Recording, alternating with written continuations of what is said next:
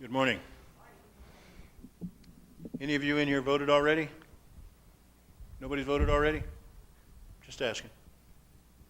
They do have early votes, and they do allow us to vote early, so go ahead and do so if you want to. But I wanted to talk about some things that are involved in our modern times, our modern society. Not the politics of it, because I don't care about the politics, or at least I think God is not really relevant about the politics. But what I think is that we need to be aware of the context of our nation. And so what I've titled this is All About Me. Don't get embarrassed. You're not the only one that it's all about. But it's all about me is the way we look at it, isn't it? It's a society way of thinking. And what I wanted to do was to go through that this morning with the understanding that this is us we're talking about. Maybe not you personally, but as a people, that's who we're talking about. And God doesn't say it that way, though. He says, the righteous shall live by faith, doesn't he? It's not all about me, but it's all about my faith in God. This is actually spoken of in Matthew 5 and elsewhere. But here we have a passage that starts off with the wrath of God, Romans 1, verse 17. The good news, or the gospel, shows how God makes people right with himself through what? Through the righteousness of faith. As the scripture says, the righteous shall live by faith. But what we have is the wrath of God being expressed. Now, I don't know how you view your neighborhood. Probably when somebody asks you, how's your neighborhood? Oh, it's a nice neighborhood. It's nice and quiet. What quiet usually means is nobody bothers me. It also means that the police aren't called out every little bit for the person next door, or for you because you're complaining about the person next door. Generally, the crime level is low, it's quiet, we have peace, and so we're okay. It's a nice little neighborhood, though. But the wrath of God is revealed from heaven against all ungodliness and unrighteousness of men, who by their unrighteousness suppress the truth. One of the things that seems to have come out in our modern, last few months anyway, within the last year, maybe we could say, is a free-handedness of the press in giving the news that is really not news at all in some cases. And in other cases, is outright lies about the news, and not really trustworthy at all. I don't know who to go to. I do not recommend one over another. None of the alphabet soup news people seem to have it better than one of the others. But we can pretty well be sure that there is a bias in somebody's mind somewhere pointing us in one direction. And I submit to you that that probably is a bias of Satan in the hearts and minds of those who are giving us a lot of this information. But it's a wrath of God that is being given to those who are unrighteous, and through this unrighteousness, they themselves are suppressing the truth. What we have is spiritual warfare, don't we? Now, we're going to have a seminar on civil warfare or spiritual warfare coming up September 9, 10, and 11. That's a Friday night, Saturday morning, and Sunday morning. And I'd really like it if you would come, that you'd bring your family with you, that you'd bring your friends and neighbors with you, because it is something that God talks about that we need to be concerned with. We are in that place right now, though, aren't we? In Ephesians chapter 6, he talks about the whole armor of God. Wear God's armor so that you can fight against the devil's clever tricks. The devil's clever tricks. We're not talking about a politician's clever tricks, are we? We're talking about the devil himself. Our fight is not against people on earth. We're fighting against the rules and authorities and the powers of this world's darkness. Now, this should be fairly easy to understand. We're fighting against the spiritual powers of evil in the heavenly places. We don't see it that way, though, do we? We come to church, we go home, we go out to eat, we do our laundry, we love on our kids, we go to work. We don't see the spiritual warfare, but it's going on around us all the time. Verse 19, for what can be known about God is plain to them because God has shown it to them. God showed mankind himself before, and mankind chooses not to believe in him. Since the creation of the world, his invisible attributes are clearly seen. We see these things in various ways, and yet we understand them not. Why? Because it's all about me. His invisible attributes, namely the eternal power and the divine nature, have been clearly perceived. ever since the creation of the world and the things that have been made. Now, I've seen those things. Have you? Do they bring you closer to God when you see them? Why do they bring others further away from God then? When they see them, they reject them.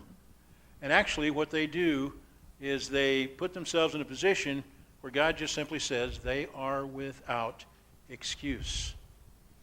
Now, I've seen things like this in the New Mexico landscape at times in the past.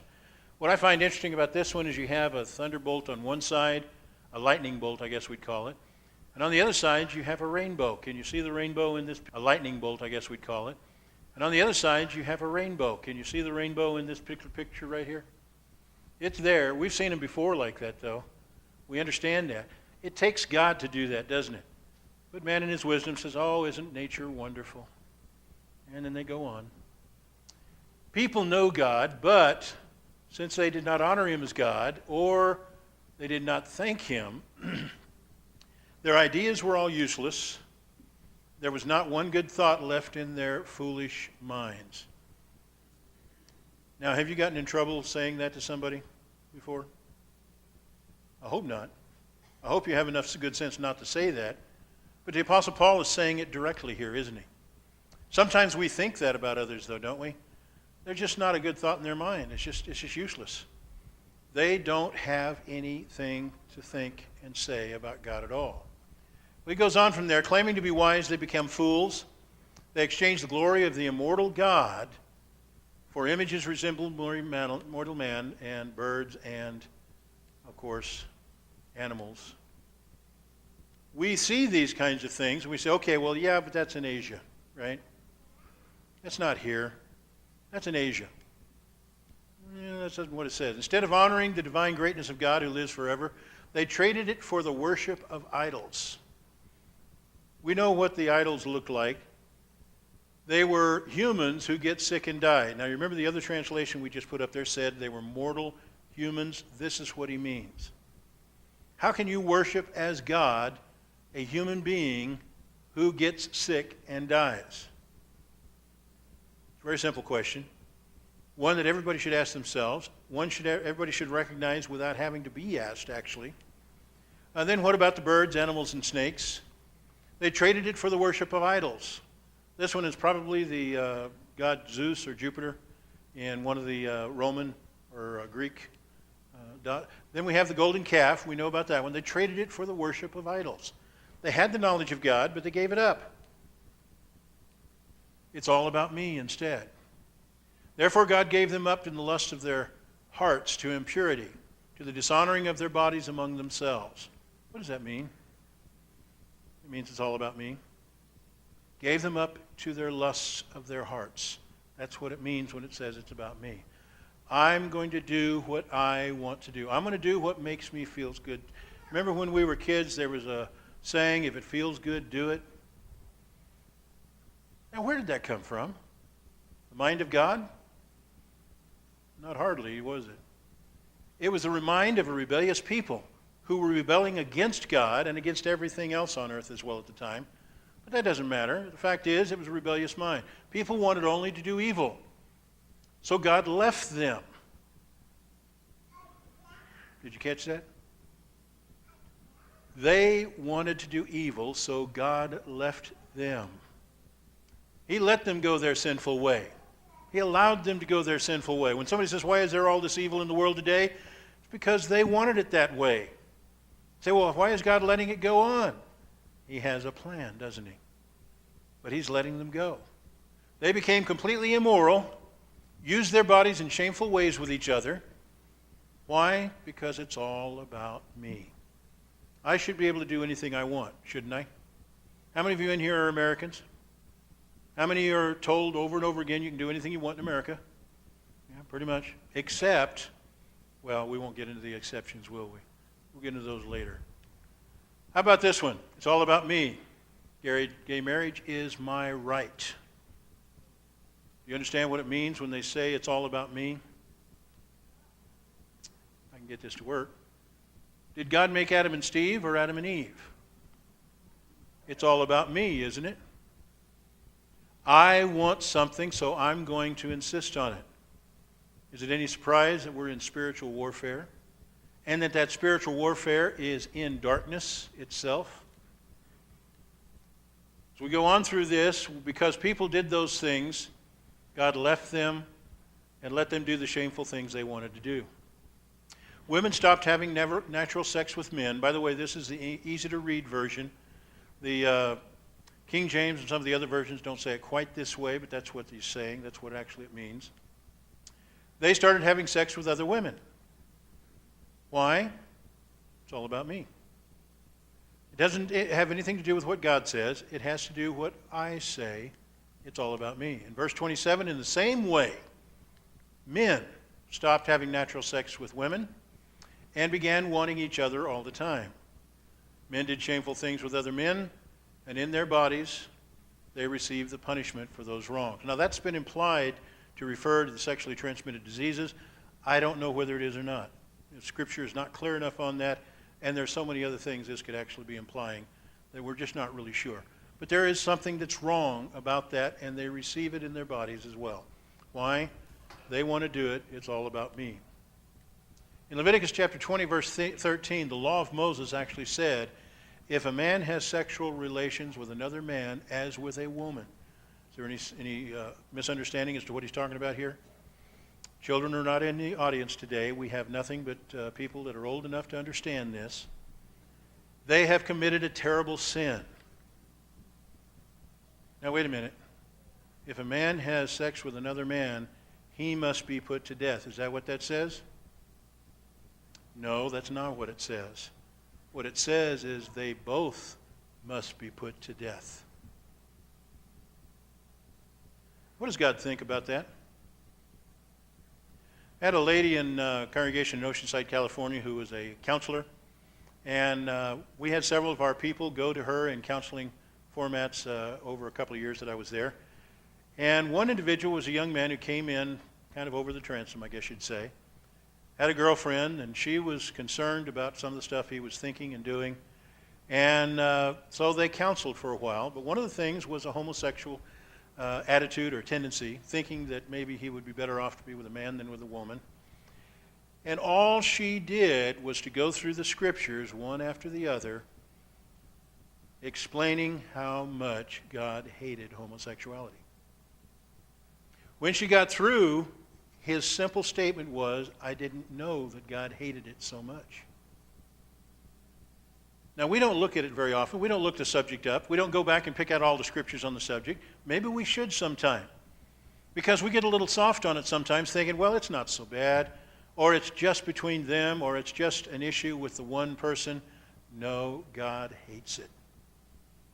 They must be put to death, he says. They are responsible for their own death, he says. Let me marry whom I love. That makes sense, doesn't it? No, wait a minute. Let me marry the one I love. What could possibly be wrong with that? These make perfect good sense, don't they? To the human mind. A human mind that says, I don't care what the mind of God says at all. I care only about my fellow man and my fellow woman. But see, it's all about me. But I have a question. Is this where it ends? Let me marry whomever I want. Because that's all I want. I'll stop after that. Have you heard that before? We're just asking for something that's reasonable. Because that's all we want. But is that reasonable? And of course they say that's all they want, but then we go back in history and we see a little bit of a difference there. 1986, Minter Savings Bank versus Vinson. There was a claim of a hostile environment. Sexual harassment was considered a form of sexual discrimination and could be brought under the Title VII of the Civil Rights Act of 1964. By the way, guys, that's 1964, not 2064. We have a law on the books that was put there not for sexual discrimination issues, but rather for other issues. It was put there as a Civil Rights Act. We had a huge movement at the time among African Americans trying to get the right to be living as real citizens in our society, not being second-class citizens. And everybody said, that's no problem. So we passed an act, 1964, the Civil Rights Act. Now it's being quoted decades later for sex discrimination issues. Lotta versus Otter, the Ninth Circuit Court of Appeals, which, by the way, is one of the most liberal courts of appeals in the nation, and it is, of course, California. But the Ninth Circuit Court of Appeals held that the statutes and constitutional amendments in Idaho and Nevada prohibiting same-sex marriage were a problem because they were performing things that violated the Equal Protection Clause, which, by the way, goes back to the Civil Rights Act of 1964 as well. So even though it was illegal in Nevada and Idaho, we couldn't honor that here or California or wherever because it was illegal for them to make it illegal in the first place. Does that make sense? Badekis versus Pepperdine University, 2015. This is a more recent sign. Pepperdine University filed a motion to dismiss a plaintiff's claim, Title IX claim, by the way, stating that the plaintiff alleged sexual orientation discrimination, not sex discrimination. In other words, the lawyers for Pepperdine University were arguing he wasn't really arguing sex discrimination. He was arguing sex orientation discrimination. They probably should have known they would have lost that one, don't you think? Sure enough, they did. The district court claimed that explicitly holding that sexual orientation discrimination is a form of sex or gender discrimination. What do we expect people to decide when they come to this kind of a knowledge of God that actually says they don't know God and they don't believe God even if they did? How about Hall versus BNSF Railway? This was in 2014. This individual was making an argument about health insurance, and basically it had to do with employees legally married opposite-sex spouses were offered insurance, but same-sex married spouses were not. Now, by the way, everybody knows that's discrimination, don't you?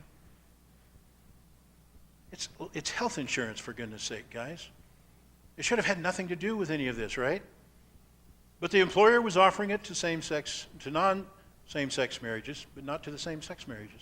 And of course, what happened? The court found the allegations were sufficient to allege discrimination based on the sex of the employee. Oh my goodness. People have gotten things backwards, haven't they? Strong versus Grambling State. This one's interesting. This guy actually argued a reverse discrimination issue. He says, I'm not homosexual, so I'm not getting paid as much. You think that one went very far? Even though it was in Texas? Well, he says the court found there was insufficient evidence to support as inference of discriminatory intent. You know, the reverse discrimination argument has been put before the court several times over the recent years, and it's lost every time. It's almost as if there's a conspiracy in there. But we think that this is something that just happened in the past, right? Is it really? I want you to take a look at a couple of others. These do not include a baker. I believe it was in Oregon, wasn't it, where she was asked to do a wedding cake for a same-sex couple. And of course, she now has been discriminated against in such a way that she doesn't have a business. But she was the one who was discriminating, right? By the way, this particular one is in Albuquerque, New Mexico. A photographer asked to do a photographing of a same-sex wedding ceremony, and she refused to do so. They brought lawsuit and won. How is that possible? In a world of logic, in a world of reason, in a world that makes sense, how is that possible? Well, in the name of anti-discrimination, they were going to keep her from discriminating against those poor, unfortunate same-sex souls that were getting married. This good small business owner is now out of business. And that's the way it goes. How about the recent push to put personal gender identification as a means of determining which bathroom an individual uses? You guys kept up with the news on that recently? Yeah, I like this one. This one's pretty interesting. It's in our public schools that the issue is about, right? It's not about McDonald's or the bank or Walmart. It's about, yes it is, but this issue was on the issue of our public schools. Now, I'm running out of battery on this, evidently. Boy, I had some good slides after this one. I guess I don't anymore. All right, the thing that I would have to ask on this is talking about New York City, though, right? The public use of restrooms, choosing which ones you want to use. It's talking about New York City, right? Uh, New Orleans, Louisiana. I mean, that's a bad place, isn't it? Las Vegas, Nevada. That's where it happened, wasn't it? Now, nobody cared about the bathrooms there before anyway. But those weren't the places where it was happening. It was in Albuquerque, New Mexico. Albuquerque Public School Board chose to discuss this issue to make sure they were not being discriminatory against anybody and that everybody felt safe here. My 7-year-old granddaughter, I don't feel safe about. How about you guys? They missed something somewhere, didn't they?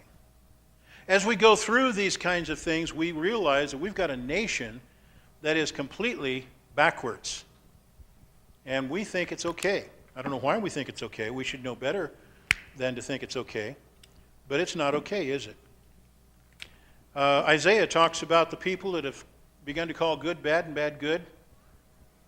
They call light dark, dark light. They've begun to call sour sweet and sweet sour. Now, we're mixed up here. We eat sweet and sour together, right? But that's not what he's talking about there. He's talking about people that get it backwards, that completely reverse the issue. And if they reverse the issue, then they're missing out on the idea of what is right and what is wrong. I literally have a statement in mind that came to us times past. They will never do this here, right? You ever hear that? They're not going to do that here. It's already happening here. It's already here. I don't know where you're voting this next election, but I hope that you keep that in mind as you vote in this next election, because I personally think some of these issues are valid for us as Christians to be concerned with. Now, having said that, I'll say one other thing.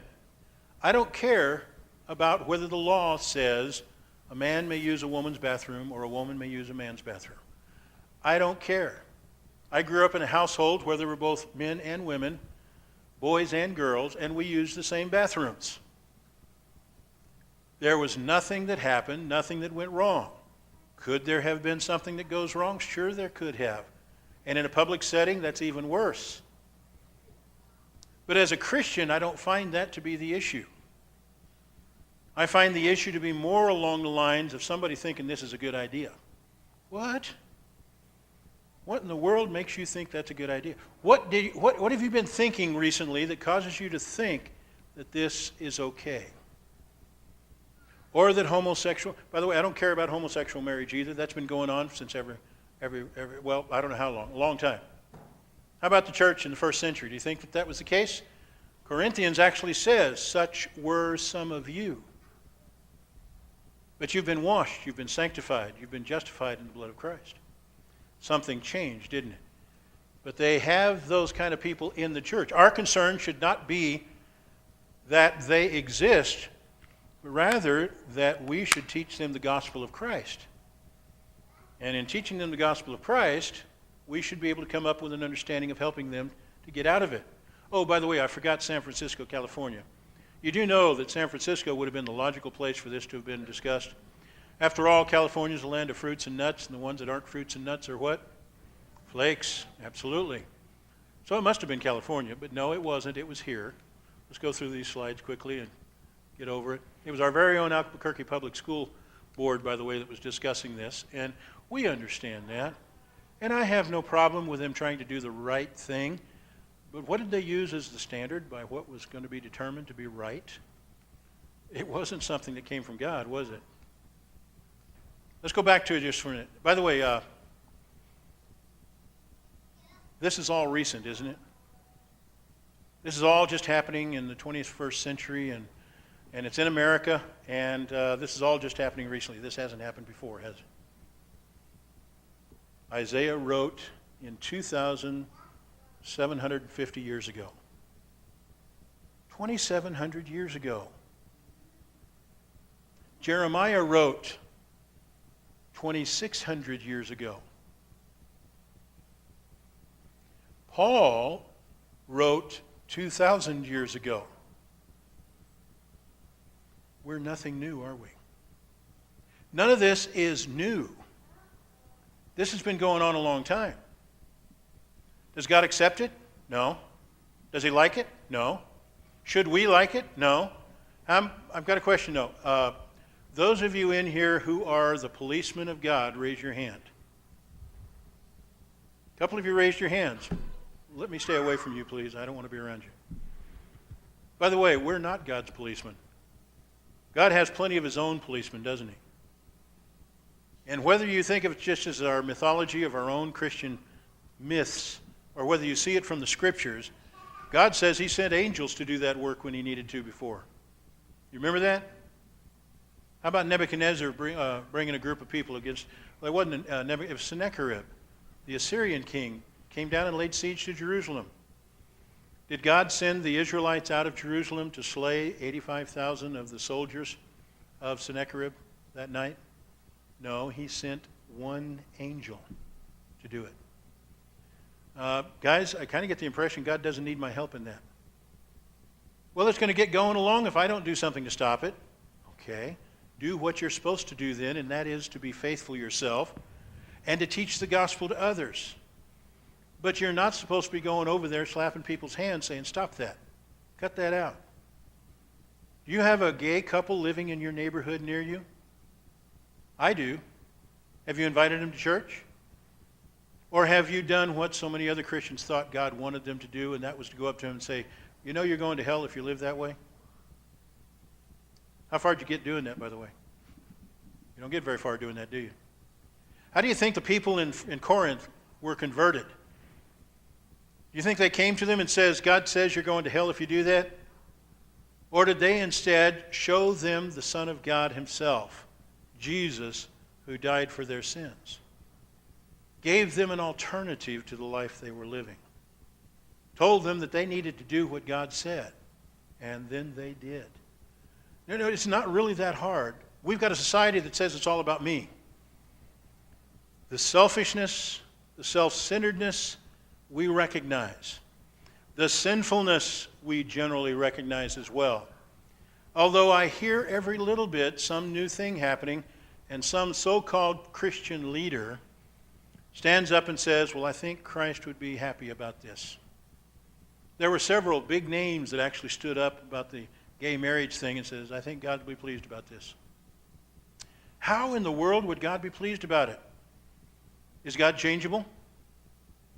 What did God think thousands of years ago when he wrote in Leviticus, when a man lies with a man as with a woman, he should be put to death? How does that change to God's okay with them marrying now? Oh, so that was the issue. It wasn't just that they had sex, but they weren't going to marry each other. Now that they're going to marry each other, it's okay. By the way, before you get really self-righteous about that yourself, we do that with heterosexual acts, don't we? Adultery, fornication. As long as it's going to, as long as they're going to get married, it's okay. No, it's not. If it's outside of marriage, it's wrong. Sex with anybody outside of marriage is wrong.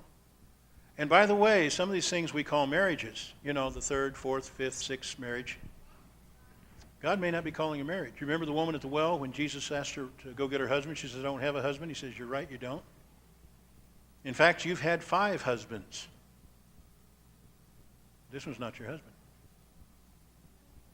Now, I don't know what that means, whether that means that she had given up on actually going through the ceremony finally, or what. But she was having sex with a man who was not her husband. Now, in his confronting her with that, she rejoiced that she had seen the Messiah. She went around telling everybody that this man knows about me and still cares for me. They came and saw Jesus and they said, we don't believe now because you said so. We believe because we've seen him ourselves. That's what we're supposed to be doing, isn't it? Showing Jesus to everybody. But that's going to be so slow. We've got 300 and some odd million people in America. And we're just a handful here. We're not able to have any effect. You're right, you're not. But God is. And if we're going to take it out of God's hands and put it in our hands, either with a gun in our hand, or even with voting a certain way, or with some sort of proclamation out in the public, we're missing what God actually intended for us to be here. It's not all about me when it comes to God, is it? But that's not just true of my neighbors. That's true of me as well. I'm not the only one who can do God's will. I'm not the only one responsible to make it work right for God. I'm not the only one that can tell you what you need to do. The Bible is the Bible whether I stand here and proclaim it or not. God's will be done. And that's really what it should be all about. We're going to offer an invitation now. We hope that our country turns around, but you know, it doesn't matter whether it does or not. God is still the king, isn't he? He's still in control. It's still a world in which we can be faithful even if nobody else is.